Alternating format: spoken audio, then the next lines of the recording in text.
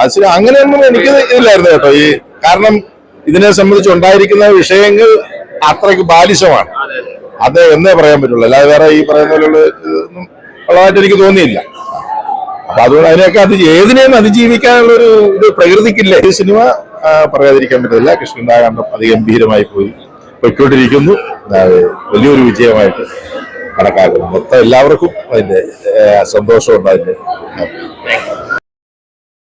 ഈ ഇങ്ങനെയുള്ള ഒരു പ്രതിസന്ധി അല്ലെങ്കിൽ ചെറിയ ഒരു ഇതിലൂടെ ഒക്കെ കടന്നു പോകുന്ന വഴിക്ക് മലയാള സിനിമയ്ക്ക് ഇങ്ങനെ ഒരു തീർച്ചയായിട്ടും ആക്ച്വലി അങ്ങനെയൊന്നും എനിക്ക് ഇല്ലായിരുന്നു കേട്ടോ. ഈ കാരണം ഇതിനെ സംബന്ധിച്ച് ഉണ്ടായിരിക്കുന്ന വിഷയങ്ങൾ അത്രയ്ക്ക് ബാലിശമാണ്.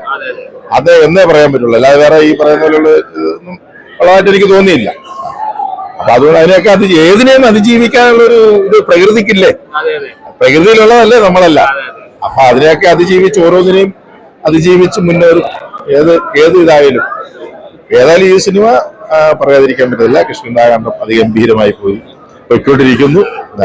വലിയൊരു വിജയമായിട്ട് കണക്കാക്കുന്നു. മൊത്തം എല്ലാവർക്കും അതിന്റെ സന്തോഷമുണ്ട്. അതിന്റെ ഈ സിനിമ ഇങ്ങനെ വിജയിപ്പിച്ചാല് എത്രയും ഇതിന്റെ അടിസ്ഥാനമായ ആണിക്കല്ലായ പ്രേക്ഷകർക്കാണ് ഏറ്റവും കൂടുതൽ നന്ദി പറയുന്നത്.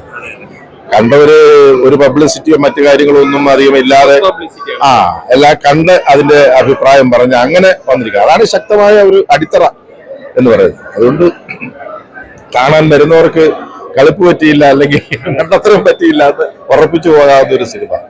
വളരെ സംതൃപ്തിയോട് കൂടിയാണ് എല്ലാവരും തിയേറ്ററിൽ നിന്ന് മടങ്ങുന്നത് തന്നെയാണ്. ഞാൻ 2-3 തിയേറ്ററുകളിൽ പോയിരുന്നു.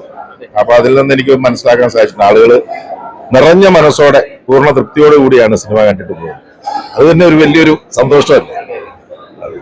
അത് ദൈവാനുഗ്രഹം, നമ്മുടെ കർമ്മഫലം എന്നേ പറയാൻ പറ്റുള്ളൂ. ആ കർമ്മഫലം തന്നെയാണ്.